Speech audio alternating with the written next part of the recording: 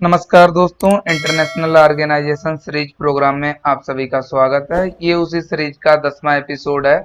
इससे पहले हम लोग 9 एपिसोड कंप्लीट कर चुके हैं।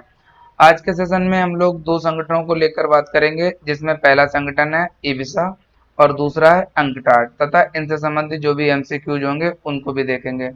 तो साथियों, अगर आप हमारे चैनल के नए व्यूअर हैं तो सबसे पहले चैनल को सब्सक्राइब कर लीजिए। इसके साथ ही बेल आइकन को भी प्रेस कर लीजिए, जिससे आपको हमारे आने वाले सभी वीडियो के नोटिफिकेशन मिल सकें। तो चलिए अब हम लोग आज का सेशन शुरू करते हैं।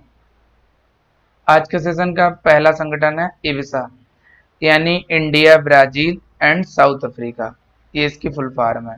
अब जानते हैं इसकी स्थापना कब हुई थी। तो इसकी स्थापना 6 जून 2003 को ब्राजीलिया में हुई थी, जो ब्राजील की राजधानी है। ये आपको ध्यान रखना है। अब इसका मुख्यालय जानते हैं। तो इसका कोई स्थायी मुख्यालय नहीं है, ये आपको याद रखना है अच्छे से। अब इसका उद्देश्य जानते हैं।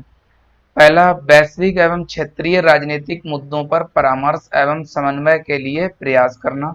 दूसरा, तीनों देशों के साझे लाभ के लिए संयुक्त कार्य समूह यानी ज्वाइंट वर्किंग ग्रुप और जन दर जन मंच यानी पीपल टू पीपल फोरम पर त्रिपक्षीय सहयोग करना। तीसरा, जो अंतिम इसका उद्देश्य है, इब्सा निधि के माध्यम से विकासशील देशों में परियोजनाओं को शुरू करके अन्य विकासशील देशों की मदद करना। तो इस संगठन से संबंधित इतना ही। अब हम लोग अगले संगठन को लेकर चर्चा करते हैं। अगला संगठन है अंकटाड, यानी United nation conference on trade and development. ये इसकी फुल फॉर्म इंग्लिश में है। नीचे इसकी हिंदी में भी फुल फॉर्म आपको देख लेनी है, संयुक्त राष्ट्र व्यापार और विकास सम्मेलन। अब जानते हैं इसकी स्थापना कब हुई थी। तो 1964 में संयुक्त राष्ट्र महासभा द्वारा पारित प्रस्ताव से इसकी स्थापना हुई थी। अब इसका मुख्यालय जानते हैं। तो इसका मुख्यालय जिनेवा में है, स्विट्जरलैंड के जिनेवा में। ये आपको ध्यान रखना है। इसका उद्देश्य जानते हैं। तो विकासशील देशों को वैश्विक अर्थव्यवस्था में समुचित रूप से समेकित करना या शामिल करना इसका मुख्य उद्देश्य है। अब इसके कार्य जानते हैं। पहला, विभिन्न देशों के बीच बातचीत के लिए एक मंच उपलब्ध कराना। दूसरा, यह सरकारी आंकड़ों का संग्रह जैसी पद्धतियां अपनाता है। ये आपको ध्यान रखना है। अब इससे संबंधित जो मुख्य बिंदु हैं उनको भी देख लेते हैं। पहला है, यह एक स्थायी अंतर सरकारी निकाय है। यहाँ पे जो अंतर सरकारी निकाय का मतलब थोड़ा जान लीजिए। दो तरीके के निकाय होते हैं। जैसे पहला हो गया गैर सरकारी, यानी एनजीओज। दूसरा अंतर सरकारी। तो इसमें क्या होता है, इसमें सरकार के लोग भाग नहीं लेते हैं, यानी बाहर के लोग भाग लेते हैं जो सरकार में शामिल नहीं होते। और अंतर सरकारी में क्या होता है, इसमें राष्ट्रों की सरकार के लोग भाग लेते हैं। ये आपको ध्यान रखना है। ये दो बातें। दूसरा, ये संयुक्त राष्ट्र सचिवालय का एक भाग है। ये बात भी आपको अच्छे से याद रखनी है।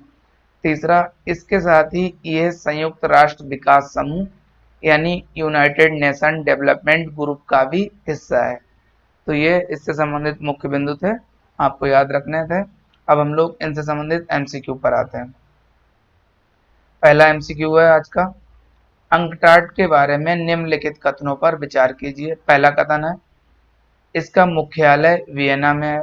दूसरा, इसका उद्देश्य विकासशील देशों को वैश्विक अर्थव्यवस्था में समुचित रूप से समेकित करना है।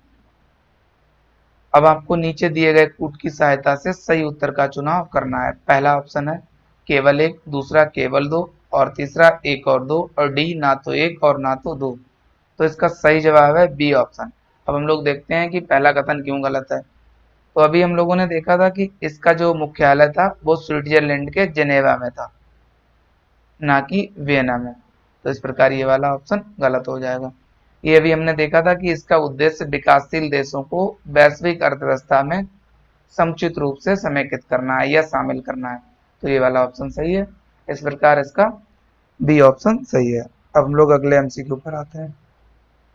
अगला एमसीक्यू है, जनदर जनमंच यानी पीपल टू पीपल फोरम का संबंध किससे है। आपको बताना है। पहला ऑप्शन इब्सा यानी इंडिया, ब्राजील, साउथ अफ्रीका।